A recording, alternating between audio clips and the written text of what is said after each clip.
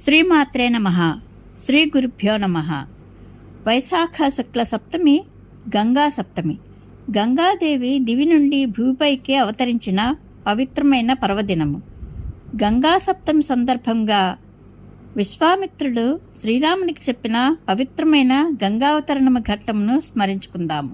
శ్రీరాముడు విశ్వామిత్రునితో, ఓ మహాత్మా, మా వంశమున ప్రముఖుడైన సగర మహారాజు యజ్ఞమును చేసిన విధమును వినకోర్చున్నాను. దయతో విపులముగా వివరింపుడు, మీకు పుణ్యముండును అని అడిగాను. అంతటా విశ్వామిత్రుడు చిరునవ్వు చిందించుచు, ఓ రామ, మహాత్ముడైన సగరుని యజ్ఞవృత్తాంతమును వివరించదను వినుము అని పలికి చెప్పసాగాను. హిమవంతుడని పర్వతరాజు శంకరునకు మామ. హిమవత్ పర్వతమునకునో వింధ్య పర్వతమునకునో మధ్య ఎత్తైన గిరులు ఏవియూ లేకుండటిచే ఈ రెండును పరస్పరము చూచుకొంచున్నట్లు ఉండెను. ఆ రెండు పర్వతముల మధ్య గల ప్రదేశమునందు ఈ యజ్ఞం జరిగాను. ఓ పురుషోత్తమ, ఆర్యావర్తముగా ప్రసిద్ధికెక్కిన ఈ ప్రదేశము యజ్ఞకర్మలకు అనువైనది. మహారథుడైన అంశవంతుడు శక్తిమంతములైన ధనుర్బాణములను ధరించి సగరుని ఆజ్ఞానుసారము ఆయన యజ్ఞాశ్వమును అనుసరించెను. ఇంద్రుడు మాయామయ శరీరమును దాల్చి ఉక్త్యము అను పర్వదినమునందు యజ్ఞమును ఆచరించుచున్న ఆ సగరుని యొక్క యజ్ఞాశ్వమును అపహరించెను. ఓ రాఘవ, ఆ యజ్ఞాశ్వము అట్లు దొంగిలింపబడగా మహాత్ములైన ఋత్విజులు అందరూ సగరునితో ఇట్లు పలికిరి, కకుత్స వంశమునకు చెందిన ఓ సగర, ఈ పర్వదినమున యజ్ఞాశ్వమును ఎవరో ఇప్పుడే తీసుకుని పోయినారు. ఆ హయమును అపహరించిన వానిని చంపి దానిని తీసుకొని రమ్ము. యజ్ఞమునకు భంగము కలిగినచో మన అందరికీ అరిష్టము ప్రాప్తించును. కనుక ఓ రాజా, యజ్ఞమును నిర్విఘ్నముగా కొనసాగినట్లు చూడుము. సగర మహారాజు ఆ సభలోని ఋత్విజుల మాటలను విన్న పిమ్మట తన 60,000 మంది పుత్రులతో ఇట్లు నుడివెను, యజ్ఞాశ్వమును అపహరించిన వానిని కూడా అన్వేషించి పట్టుకొనుడు. ఇది నా ఆజ్ఞ. నేను యజ్ఞదీక్షలో ఉన్నాను కనుక నేనును యజ్ఞ నిర్వహణలో నాకు సహాయకులుగా ఉన్న ఋత్విజులను పౌత్రుడైన అంశమంతుడును ఈ యజ్ఞవాటిక యందే ఉండవలసి ఉన్నది. అశ్వములకై వెళ్ళుడు, మీ ప్రయత్నము ఫలించుగాక. తండ్రి ఇట్లు పలకగా మహాబలశాలురైన ఆ రాజకుమారులు మిక్కిలి సంతసించి తండ్రి గారి ఆదేశమును అనుసరించి భూమండలమును గాలించుటకు బయలుదేరిరి. మహాబలవంతులైన ఆ రాజకుమారులు భూమండలమంతయు గాలించినను గుర్రపు జాడ తెలియలేదు. అంతటా, ఓ పురుషశ్రేష్ఠ, వారిలో ఒక్కొక్కరు ఒక యోజన విస్తీర్ణము గల భూతలమును పంచుకొని వజ్రతుల్యములైన తమ గోళ్లతో భూమిని త్రవ్వివేసిరి. ఉత్తములైన ఓ కుమారులారా, రాక్షసుల యొక్క గమనమును నేను పసిగట్టలేదు. ఈ మహాక్రతువు మంత్రవేత్తలైన మహానుభావులచే నిర్వహింపబడుచున్నది. అశ్వమును ఎవరు అపహరించిరో తెలియటలేదు. కావున ఓ కుమారులారా, నేను యజ్ఞకార్యములలో నిమగ్నుడై ఉన్నాను. అశ్వమును అపహరించిన వారు ఎటు వెళ్ళిరో తెలియదు. మీరు వెళ్ళి దానిని అన్వేషింపుడు, మీకు శుభముగాక. సముద్ర పర్యంతము వ్యాపించి ఉన్న ఈ సమస్త భూమండలమును వెదకుడు. నాయనలారా, మీలో ఒక్కొక్కడు యోజన విస్తార భూమిని పంచుకొని అన్వేషింపుడు. ఒకవేళ ఈ భూమండలమున ఆ యజ్ఞాశ్వం యొక్క జాడ తెలియనిచో భూమిని త్రవ్వి అయినను అది కనబడినంత వరకు వెదకుడు. ఓ రఘురామ, శూలముల తోడను భీకరములైన నాగళ్ల తోడను భూమిని బ్రద్దలు గావించుచుండగా అందుండి ఒక మహానాదము వెలువడెను. వారు అట్లు త్రవ్వుచుండగా పాతాళమున గల సర్పములు, అసురులు, రాక్షసులు తదితర ప్రాణులు భరింపరానంతగా గగ్గోలు పెట్టసాగెను. ఓ రఘునందన, వీరులైన సగరపుత్రులు 60,000 యోజనముల విస్తీర్ణము గల భూమండలమును మిక్కిలి లోతుగా పాతాళము వరకు త్రవ్విరి. ఆ రాజకుమారులు పర్వతములతో నిండియున్న జంబూద్వీపమును ఇట్లు త్రవ్వుచు అంతటను సంచరించిరి. అంతటా దేవతలు, గంధర్వులు, అసురులు, నాగులు మొదలగు వారందరూ వికల మనస్కులై బ్రహ్మదేవుని వద్దకు వెళ్ళిరి. వారు మిగిల భయకంపితులై దిగులు చెందిన వదనములతో మహాత్ముడైన బ్రహ్మను ప్రసన్నునిగా చేసుకొని ఇట్లు విన్నవించుకొనిరి, ఓ పితామహ, సగరుని కుమారులు ఈ భూమండలమునంతయును త్రవ్వుచున్నారు. ఆ కారణముగా పాతాళవాసులైన మహాత్ములు పెక్కుమంది హతులగుచున్నారు. వీడే మన యజ్ఞాశ్వమును అపహరించినవాడు, వీడే మన యజ్ఞమును చెడగొట్టినవాడు అని పలుకుచూ ఆ సగరపుత్రులు సమస్త ప్రాణులను సంహరించుచున్నారు. ఎల్ల ప్రాణులను హింసించుచున్న సగరపుత్రుల బలమునకు కలత చెంది దేవతలు భయభ్రాంతులైరి. వారి మొరను ఆలకించే సృష్టికర్త అయిన బ్రహ్మదేవుడు వారితో ఇట్లనెను: ఈ భూమండలమంతేనూ సర్వశక్తిమంతుడైన ఆ శ్రీ మహావిష్ణుదేవునిది. ఆయన కపిల మహర్షిగా అవతరించి నిరంతరము ఈ భూభారమును మోయుచున్నాడు. ఆయన కోపాగ్నికి ఈ సగరకుమారులు భస్మమయ్యెదరు. భూమండలము ఈ విధముగా త్రవ్వబడుననియో అల్పాయుష్కులైన సగరపుత్రులు నశింతురనియో ఏనాడో నిర్ణయింపబడినది. బ్రహ్మదేవుని యొక్క ఈ అభయవచనములను విని 33 మంది దేవతలను, అష్టవసువులు, ఏకాదశ రుద్రులు, ద్వాదశాదిత్యులు, 2 అశ్విని దేవతలు, గంధర్వులు మొదలగు వారు మిక్కిలి సంతసించిన వారై తమ తమ స్థానములకు వెళ్ళిపోయిరి. మహాబల సంపన్నులైన సగరపుత్రులు భూమిని ఇట్లు త్రవ్వుచుండగా వారి వినాశనమునకు సూచకముగా పిడుగుపాటు వంటి ఒక మహాధ్వని ఉద్భవించెను. వారందరూ భూమి ఎంతయును త్రవ్వి ప్రదక్షిణమునర్చి తండ్రి వద్దకు వెళ్ళి ఆయనతో ఇట్లు పలికిరి: సమస్త భూమండలమును గాలించితిమి. బలవంతులైన దేవదానవ రాక్షసులను, పిశాచములను, నాగులను, కిన్నరులను మట్టుపెట్టితిమి. అయితే యజ్ఞాశ్వమును గాని దానిని అపహరించిన వానిని గాని కనుగొనలేకపోయితిమి. బాగుగా ఆలోచించి మా కర్తవ్యమును తెలుపుడు, మీకు పుణ్యముండును. ఓ రఘునందన, సగర మహారాజు తన పుత్రుల మాటలను విని వారు రిక్తహస్తములతో వచ్చినందులకు కుపితుడై ఇట్లు పలికెను: మరలా భూమిని త్రవ్వుడు, మీకు శుభమగుగాక. ఈ భూమండలమును భేదించి అశ్వమును దానిని అపహరించిన వారిని పట్టుకొని కృతార్థులై తిరిగి రండు. మహాత్ముడైన సగరుని మాటలను విని అతని 60,000 మంది పుత్రులు పాతాళలోకమునకు పరుగులు తీసిరి. అట్లు త్రవ్వుచు వారు భూతలమును మోయిచున్న పర్వత ప్రమాణంలోనున్న విరూపాక్షము అను పేరు గల దిగ్గజమును చూచిరి.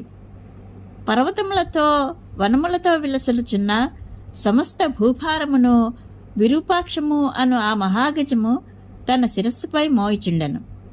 సర్వకాలములయందు అప్పుడప్పుడు ఆ మహాగజము అలసట తీర్చుకొనుటకై తలను కదిలించినప్పుడు భూమి కంపించును. ఓ రామా, వారు ఆ మహాదిగ్గజమునకు ప్రదక్షిణమునర్చి పూజించిరి. పిదప వారు భూమిని ఛేదించుకొనుచు రసాతలమునకు బయలుదేరిరి. పూర్వ దిశను త్రవ్విన పిమ్మట వారు దక్షిణ దిశను భేదించిరి. దక్షిణ దిశ యందును వారు ఒక మహాగజమును దర్శించిరి. పర్వత ప్రమాణమున మహాశరీరము గల మహాపద్మము అను దిగ్గజము దక్షిణ భూభారమును మోయిచుండగా దాని మహాస్వరూపమును చూచి వారు విస్మయమును పొందిరి. ఆ దిగ్గజమునకు ప్రదక్షిణమునర్చి మహాత్ముడైన సగరుని యొక్క 60,000 మంది పుత్రులు పశ్చిమ దిశను భేదించిరి. పశ్చిమ దిశ యందు భూభారమును వహించుచున్న సౌమనసము అను పర్వత ప్రమాణ శరీరము గల మహాదిగ్గజమును ఆ మహాబలశాలురు చూచిరి. ఆ సౌమనస మహాగజమునకును ప్రదక్షిణము చేసి కుశలమడికి భూమిని త్రవ్వుచు ఉత్తర దిశకు చేరిరి.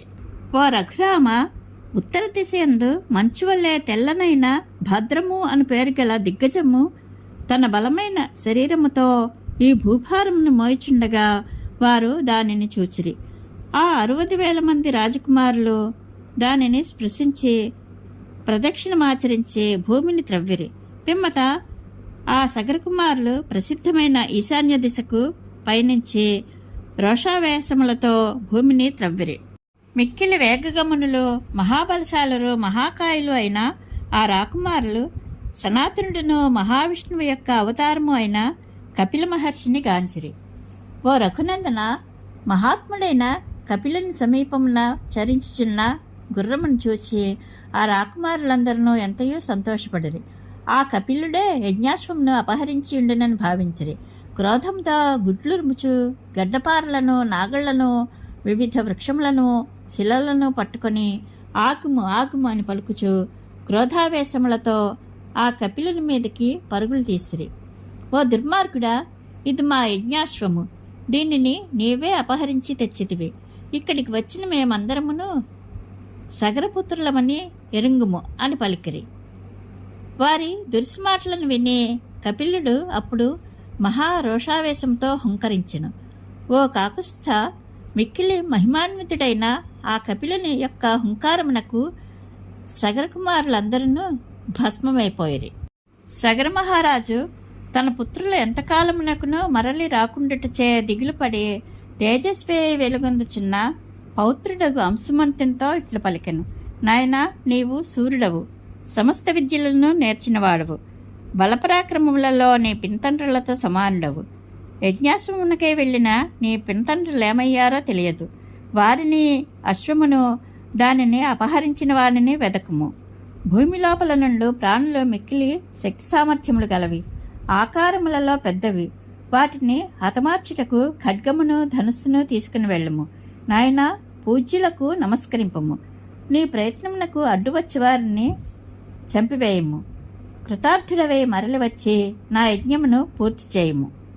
మహాత్ముడైన సగరుని యొక్క చక్కని ఆదేశమును అనుసరించి అంశుమంతుడు ధనుస్సు ఖడ్గమును గ్రహించి వేగముగా వెళ్ళను. ఓ నరోత్తమ, శ్రీరామ, సగరునిచే ఆదేశింపబడిన ఆ అంశుమంతుడు మహాత్ములైన పినతండ్రులు త్రవ్విన భూగర్భ మార్గమును అనుసరించెను. దైత్యులు, దానవులు, రాక్షసులు, పిశాచములు, పక్షులు, నాగులు మొదలగు వారిచే పూజింపబడుచున్న దిగ్గజమును మహాతేజస్వి అయిన అంశుమంతుడు చూచెను. అతడు దానికి ప్రదక్షిణమనర్చి కుశలమడిగి తన పినతండ్రుల జాడను గూర్చియో అశ్వమును అపహరించిన వారిని ఆచూకీని గురించియో వినయంతో ప్రశ్నించెను. అంతటా దిగ్గజము అంశుమంతుడు పలికిన ఆ మాటలను విని, ఓ అంశుమంత, నీవు కృతార్థుడవై త్వరలోనే యజ్ఞాశ్వముతో వెళ్ళగలవు అని పలికెను. ఆ దిగ్గజము పలికిన మాటలను విని అతడు క్రమముగా దిగ్గజములను అన్నింటినీ వినయపూర్వకంగా ప్రశ్నించెను. దేశకాలములకు అనుగుణముగా భాషించు తీరును, ఎదుటివారి అభిప్రాయమును గుర్తించు ప్రతిభయు గల ఆ దిగ్గజములన్నీను అతనిని గౌరవించి, నీవు యజ్ఞాశ్వంతో త్వరలోనే మీ తాతగారి వద్దకు చేరగలవు అని పలికెను. త్వరగా అంశుమంతుడు ఆ దిగ్గజముల పలుకులను ఆలించి తన పినతండ్రులు భస్మరాశి అయి పడి ఉన్న చోటుకి వెళ్ళెను. అచ్చట తన పినతండ్రులు కనబడకపోవటచే అంశుమంతుడు మిగిల దుఃఖితుడాయను. వారి మరణ వార్తను విని మిక్కిలి పరితపించి ఏడవసాగెను. దుఃఖశోకములకు లోనైన ఆ నరశ్రేష్ఠుడు అచ్చటికి సమీపముననే అటునిటు తిరుగుచున్న యజ్ఞాశ్వమును చూచెను. అతడు తన పినతండ్రులకు తర్పణములను ఇచ్చుటకు సంకల్పించెను.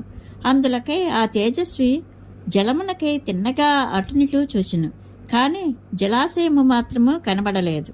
అతడు తన నిశిత దృష్టిని ప్రసరింపచేయగా తన పినతండ్రులకు మేనమామయు వాయువేగము గలవాడును ఖగరాజు అయిన గరుత్మంతుడు కనబడెను. అంతటా ఆ మహాబలశాలి అయిన వైనతేయుడు అతనితో ఇట్లు పలికెను. ఓ నరోత్తమ, శోకింపకము. నీ పినతండ్రుల మృతి లోకహితమునకే జరిగెను. మహాబలశాలురైన నీ పినతండ్రులు మహానుభావుడైన కపిలుని కోపాగ్నికి దగ్ధమైరి. వీరికి లోకమర్యాదను అనుసరించే తర్పణములను విడవదగదు.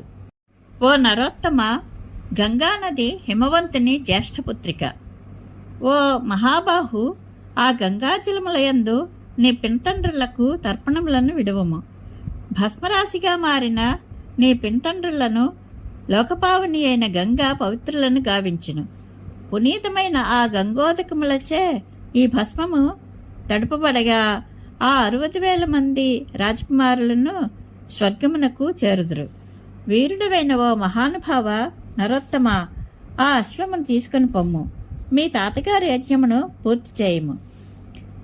మహాయశస్వి, మిక్కిలి పరాక్రమవంతుడు అయిన ఆ అంశవంతుడు గరుత్మంతుని మాటలను పాటించి వెంటనే యజ్ఞాశ్వమును తీసుకొని యజ్ఞభూమికి మరలెను.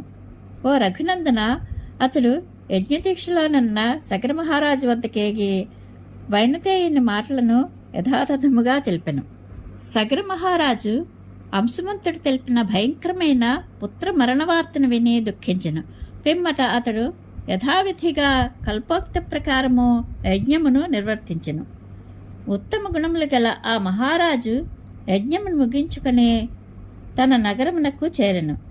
గంగను తీసుకుని వచ్చే విషయమున అతడు ఒక నిర్ణయమునకు రాలేకపోయాను. ఇట్లు చాలా కాలము గడిచిపోయాను. ఎట్టి నిర్ణయమును చేయకుండగానే సగర మహారాజు 30,000 సంవత్సరములు రాజ్యమును పాలించి దివంగతుడాయను. సగరుడు స్వర్గస్థుడి కాగా మంత్రులందరూ న్యాయసమ్మతముగా ధర్మబుద్ధి గల అంశుమంతుడే రాజు కావాలను అని కోరుకొనిరి. అంతటా మిక్కిలి ఉత్తముడైన అంశుమంతుడు రాజు అయ్యను. అతని కుమారుడు దిలీపుడు. అతడు మిక్కిలి సుప్రసిద్ధుడు.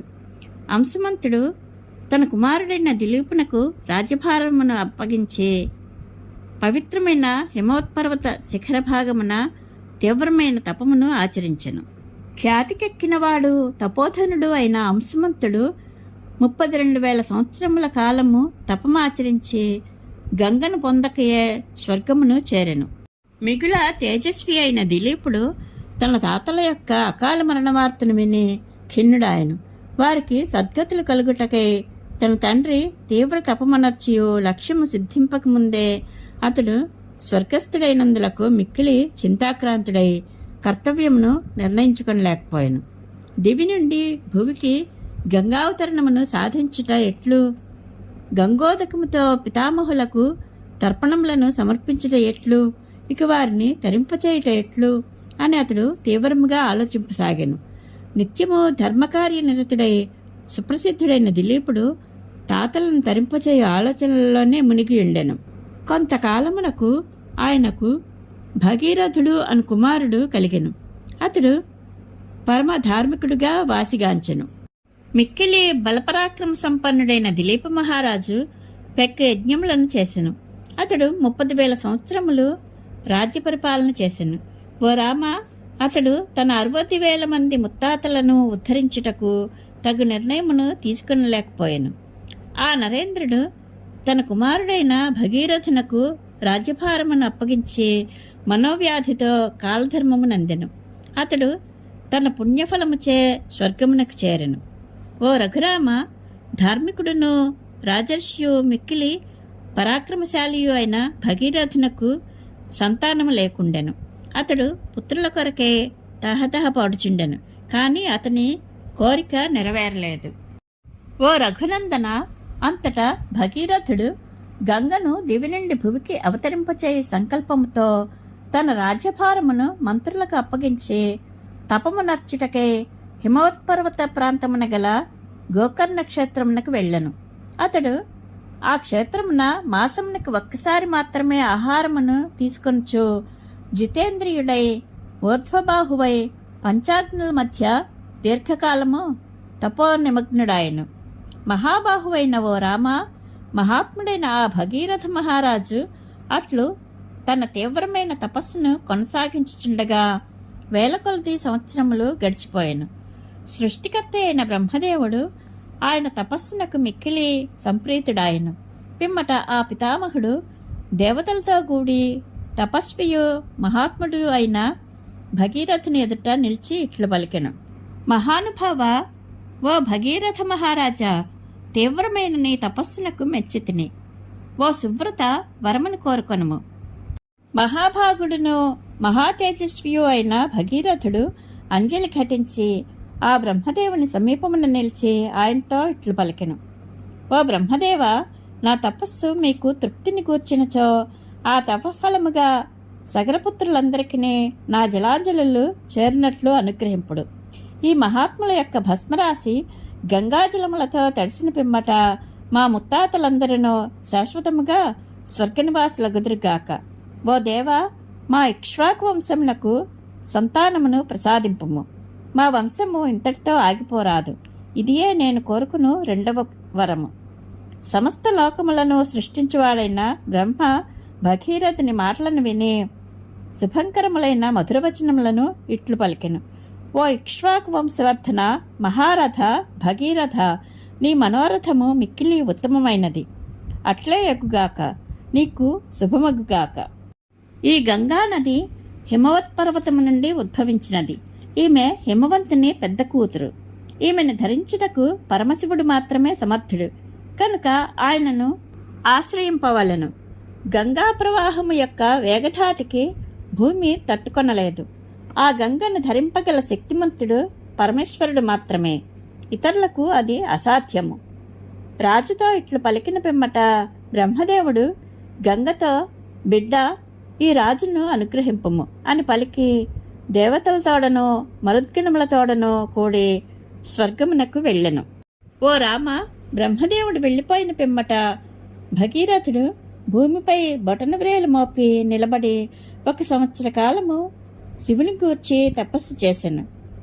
ఓ శత్రుసంహారక రామ, అతడు ఊర్ధ్వబాహువై ఎట్టి ఆలంబనము ఆశ్రయము లేక నిశ్చలుడై కదలక మెదలక వాయువును ఆహారముగా తీసుకొంచు రాత్రింబవళ్ళు తపస్సును ఆచరించుచునే ఇండెను. ఇట్లు 1 సంవత్సరము గడిచిన పిమ్మట సర్వలోక పూజ్యుడైన శంకరుడు ఉమతో కూడి ప్రత్యక్షమై ఆ భగీరథునితో ఇట్లు పలికెను. ఓ నరేంద్ర, నీ తపస్సునకు మెచ్చితిని. నీ కోరికను నెరవేర్తును. గంగను నా శిరస్సున ధరించదను. పిమ్మట హిమవంతుని పెద్ద కూతురు సర్వలోకములకును పూజ్యురాలు అయిన గంగానది మహారూపంతో దుస్సహమైన వేగముతో ఆకాశము నుండి పవిత్రమైన శివుని శిరస్సుపై పడెను. ఏమాత్రము ధరింపశక్యంగాని ఆ గంగాదేవి నా ప్రవాహముతో శంకర్ని కూడా గైకునే పాతాళమునకు చేరెదను అని అనుకొనెను. శంకర భగవానుడు గంగాదేవి యొక్క గర్వమును గమనించెను. పిమ్మట ఆ ముక్కంటి ఆమె గర్వమును అణిచివేయుటకు సంకల్పించెను. ఓ రామ, హిమవత్పర్వతముతో సమానమైనదియు జటామండలమనడి గుహలతో ఒప్పుచున్నదియు అగు ఆ శివుని యొక్క పవిత్రమైన శిరస్సున ఆ పుణ్యనది పడెను. ఆ గంగ ఎంతగా ప్రయత్నించినను భూమిని చేరుటకు అశక్తురాలయ్యను. శివుని జటాజూటంలో చిక్కుకొని ఆమె అందుండి బయటికి రాలేకపోయాను. అంతటా గంగానది 1 సంవత్సరముల పాటు శివుని జడలయందే తిరుగాడుచుండెను. అప్పుడు భగీరథుడు గంగ ఉనికిని కనుగొనలేక మరలా పరమశివుని గూర్చి తపమాచరింపసాగెను. శంకరుడు ఆ భగీరథుని తపస్సునకు మెచ్చి గంగను హిమవత్పర్వతమునందలి బ్రహ్మనిర్మితమైన బిందు సరోవరమునందు విడిచెను. అట్లు విడువబడిన ఆ గంగా ప్రవాహము 7 పాయలుగా ఏర్పడెను. పవిత్ర జలములు గల హ్లాదిని, పావని, నళిని అను 3 గంగలు తూర్పు దిశగా ప్రవహించెను. సుచక్షవు, సీత, సింధువు అను 3 మహానదులను మంగళప్రదములైన జలములతో పశ్చిమ దిశగా ప్రవహించినవి. ఆ గంగా ప్రవాహములలో 7వది భగీరథ మహారాజును అనుసరించెను. రాజర్షి అయిన భగీరథుడు ఒక దివ్యరథముపై ముందు ప్రయాణించుచుండగా మహావేగము గల గంగ అతని వెంట ప్రవహించుచుండెను. ఆ గంగాజలములు ఆకాశము నుండి శంకరుని శిరస్సును అచ్చటి నుండి భూమిని చేరినప్పుడు మహాధ్వనులతో మిక్కిలి వేగముగా ప్రవహించెను. గంగా ప్రవాహమున సాగివచ్చిన మత్స్యములతోడను, తాబేళ్లతోడను, మొసళ్లతోడను, ఇతర జలజంతువులతోడను భూమి మిక్కిలి శోభిల్లెను. అట్లు దివి నుండి భూమికి చేరిన గంగను దేవతలు, ఋషులు, గంధర్వులు, సిద్ధులు మొదలగు వారు కనుల పండువగా గాంచిరి. నగరముల వలె విపులముగానున్న విమానముల నుండియు, గుర్రములపై నుండియు, భద్రగజములపై నుండియు ఆ దేవతలు మొదలగు వారు ఆకాశమున నిలిచి సంభ్రమాశ్చర్యములతో గంగను తిలకించిరి. భూలోకమునందు అత్యద్భుతమైన సర్వోత్తమమైన గంగావతరణ దృశ్యమును చూడగోరిన వారై ప్రముఖ దేవతలు అచటికి చేరిరి. మేఘములు తొలగిన గగనము అచటికి వచ్చి చేర్చున్న దేవతాగణముల ఆభరణ శోభలతో దేదీప్యమానమై ప్రకాశించుచు 100 కొలది సూర్యుల కాంతులతో సదృశమై విరాజిల్చుండెను. అటునిటో సంచరించుచున్న మొసళ్లతోడను, సర్పములతోడను, మీనములతోడను వ్యాప్తమైన ఆకాశము విద్యుత్కాంతుల వలె మిరిమిట్లు గొల్పుచుండెను.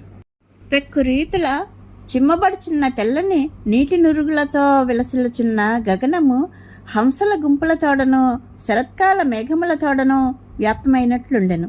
ఆ గంగావాహిని కొన్ని ప్రదేశముల యందు అతివేగముగను, కొన్ని తావుల యందు వంకరగను, మరికొన్ని చోట్ల విశాలముగను, వేరొకచో పల్లములకు దూకుచును, మరి ఒకచో త్రిల్లిపడుచును, వేరొకచో ప్రశాంత గంభీరముగను సాగిపోవచ్చుండెను. గాలితాకిడికి తరంగములు మాటిమాటికి ఎగిరిపడుచు, నీటితో నీరు కొట్టుకొంచు నేలపై పడుచుండెను. శంకర్ని శిరస్సు నుండి జాలువారి భూమిపై దూకుచున్న నీరు మురికి తొలగి నిర్మలముగా ప్రకాశించుండెను. దేవతలు, ఋషులు, గంధర్వులు, భూలోకవాసులు ఈ జలము శివుని శిరస్సు నుండి పడినది కనుక అతి పవిత్రమైనది అని తలంచుచు ఆ జలములను ఆదరముతో తమ శిరస్సులపై చల్లుకొని ఆచమించిరి. శాపోపహతులై దివి నుండి భువికి చేరిన వారు కూడా ఈ గంగలో మునిగి పాపరహితులైరి. పవిత్రములైన గంగాజలముల స్పర్శచే వారు పునీతులై మరలా ఆకాశ మార్గమున తమ తమ లోకములకు చేరిరి. పవిత్ర గంగానదీ జలములలో స్నానములనర్చుడిచే అలసటలు తొలగి జనులు మిగిల సంతోషించిరి. మహాతేజస్వియు రాజర్షియు అయిన భగీరథుడు దివ్యరథమును అధిరోహించి ముందునకు సాగిపోవచుండగా గంగానది ఆయనను అనుసరించుచుండెను. దేవతలు, ఋషులు, దైత్యులు, దానవులు, రాక్షసులు, గంధర్వులు, యక్షులు, కిన్నరులు, మహానాగులు, అప్సరసలు మొదలగు వారందరూ అట్లే జలచరములన్నీను భగీరథుని రథమును వెన్నంటి ప్రవహించుచున్న గంగానదిని మిక్కిలి ఆనందముతో వెంబడించినవి. సర్వపాపహారిణి అనియో నదులలో శ్రేష్ఠయనియో వాసికెక్కిన గంగ భగీరథ మహారాజు వెళ్ళిన చోట్లకెళ్లను తానును వెళ్ళుచుండెను. అసాధారణ కార్యములను నిర్వహించుటలో సమర్థుడును మహాత్ముడును అయిన జహ్ను మహర్షి క్రతువును ఆచరించుచుండగా గంగానది ఆయన యజ్ఞవాటికను ముంచివేశెను. ఓ రాఘవ, జహ్ను మహర్షి గంగ యొక్క అహంకారపూరిత చర్యకు మిక్కిలి క్రుద్ధుడాయను. పిమ్మట ఆ ముని గంగాజలములన్నింటినీ అత్యద్భుతముగా పానము చేసెను. అంతటా దేవతలు, గంధర్వులు, ఋషులు అబ్బురపడి పురుషశ్రేష్ఠుడు మహాత్ముడు అయిన జహ్ను మహర్షిని పూజించిరి. గంగాదేవిని కూడా ఆ మహాత్మునకు కుమార్తెనుగా చేసిరి. పిమ్మట ఆ మహాతేజస్వి పరమప్రీతుడై గంగాజలములను తన చెవుల ద్వారా విడిచిపెట్టెను. అందువలన జహ్నుసుత అయిన గంగ అప్పటి నుండి జాహ్నవిగా ప్రసిద్ధికెక్కెను. గంగ మరలా భగీరథుని రథమును అనుసరించుచు ప్రవహించెను. ఆ నదీమ తల్లి సముద్రమును కూడా చేరెను. అంతేగాక ఆ భగీరథుని కార్యసిద్ధికై రసాతలమున కూడా ప్రవేశించెను. రాజర్షి అయిన భగీరథుడు పట్టుదలతో గంగను కొనివచ్చి భస్మరాశిగా మారియున్న తన ముత్తాతలను చూచి మిక్కిలి దైన్యమునకు లోనయ్యెను. ఓ రఘురామ, అప్పుడు ఆ భస్మరాశిని పవిత్రమైన గంగాజలములు ముంచివేశెను. అంతటా సగరపుత్రులు పాపరహితులై స్వర్గమును పొందిరి. ఆ విధముగా గంగ తనను అనుసరించుచుండగా భగీరథ మహారాజు పాతాళమున తన ముత్తాతలు భస్మరాశిగా పడియున్న ప్రదేశమునకు చేరెను. గంగాజలములు ఆ భస్మరాశిని ముంచెత్తినంతనే సృష్టికర్త అయిన బ్రహ్మ ప్రత్యక్షమై ఆ మహారాజుతో ఇట్లనెను: ఓ నరేంద్ర, మహాత్ముడైన సగరుని 60,000 మంది కుమారులను ప్రేతత్వము నుండి విముక్తులైరి. వెంటనే వారు దేవతల వలె స్వర్గమును చేరిరి. ఓ రాజా, ఈ లోకమున సాగర జలములంతవరకును సగరుని పుత్రులు దేవతల వలె స్వర్గమున ఉందురు. ఈ గంగ నీకు పెద్ద కూతురు అగును. నీ సాహస కార్య ఫలితముగా నీ పేరుతో గంగ భాగీరథి అనియో స్వర్గ మధ్య పాతాళ లోకములందు ప్రవహించుట వలన త్రిపథగా అనియు వాసిగాంచును. ఓ మానవేంద్ర, నీ తాత ముత్తాతలందరికీ తర్పణములను విడిచి నీ ప్రతిజ్ఞను నిలబెట్టుకొనుము. ఓ భగీరథ మహారాజా, నీ వంశజులలో నీకు పూర్వుడును మహా యశస్వియు ధార్మికులలో ప్రముఖుడును అయిన సగర చక్రవర్తికి ఈ కోరిక నెరవేరలేదు. నాయనా, అట్లే ఈ లోకమున నిరుపమాన పరాక్రమశాలి అయిన అంశమంతుడు నేను గంగను ప్రార్థించి తీసుకుని వచ్చదను అని చేసిన ప్రతిజ్ఞయును నెరవేరలేదు. ఓ పుణ్యాత్మ మహానుభావ, రాజర్షియు సద్గుణ సంపన్నుడును మహర్షుల వలె దివ్య తేజస్వియు తపస్సునందు నాతో సమానుడును, క్షత్రియ ధర్మమునందు నిష్ఠగలవాడును, మిక్కిలి పరాక్రమశాలీను అయిన నీ తండ్రియగు దిలీపుడు గంగను తీసుకుని వచ్చుటకే ఎంతయూ ప్రయత్నించెను. ఆయనను కృతకృత్యుడు కాలేకపోయాను. ఆ ఆలోచననే విరమించుకొనెను. ఓ నరేంద్ర, ఆ ప్రతిజ్ఞ నీ వలన నెరవేరినది. ఆ ఘనకార్యమును సాధించి నీవు ఈ లోకమున తిరుగులేని యశస్సును సంపాదించితివి. ఓ అరిసూదన, ఈ గంగావతరణ మహత్కార్య కారణముగా నీవు గొప్ప ధర్మమును ఆచరించి సాటిలేని ప్రతిష్టను పొందితివి. ఓ రాజశిరోమణి, ఈ పరమ పవిత్ర గంగాజలములలో స్నానమాచరింపుము. పునీతుడవై పుణ్యఫలములను పొందుము. నీ పితృదేవతలందరికీ తర్పణాది క్రియలను ఆచరింపుము. రాజా, నీకు శుభముగాక. నా సత్యలోకమునకు నేను వెళ్ళుదును, ఇంక నీవును వెళ్ళవచ్చును. సర్వలోకములకును సృష్టికర్తయు మహాయశస్వియు అయిన బ్రహ్మదేవుడు ఇట్లు పలికి యథాప్రకారముగా దివ్యలోకమునకు వెళ్ళెను. గొప్ప కీర్తి ప్రతిష్టలు గలవాడును రాజర్షియు అయిన భగీరథుడును యథాక్రమముగా శాస్త్రోక్తముగా సగర వంశజులందరికీ జలాంజలులను సమర్పించెను. అట్లు పితృదేవతల రుణమును తీర్చుకొని శుచి అయి అతడు తన నగరమునకు విచ్చేసెను. ఓ రాఘవ, అనంతరము భగీరథుడు సర్వసంపదలతో తులతూగుచు తన రాజ్యమును పరిపాలించెను. ఆ మహారాజు పరిపాలనలో ప్రజలందరూ ఏమాత్రమును శోకసంతాపములను ఎరుగక కొల్లలుగా ఆరోగ్యభాగ్యములతో సంతుష్టాంతరంగులై వర్ధిల్లిరి. ఓ రామచంద్ర, ఈ పవిత్ర గంగావతరణ వృత్తాంతమును విపులముగా వివరించితిని. నీకు శుభపరంపర ప్రాప్తించిగాక. సంధ్యాకాలము మించుచున్నది. బ్రాహ్మణులు, క్షత్రియులు మొదలగు వారందరికీ ఈ పవిత్ర గాథను వివరించినచో వారి జీవితములను ధన్యములగును.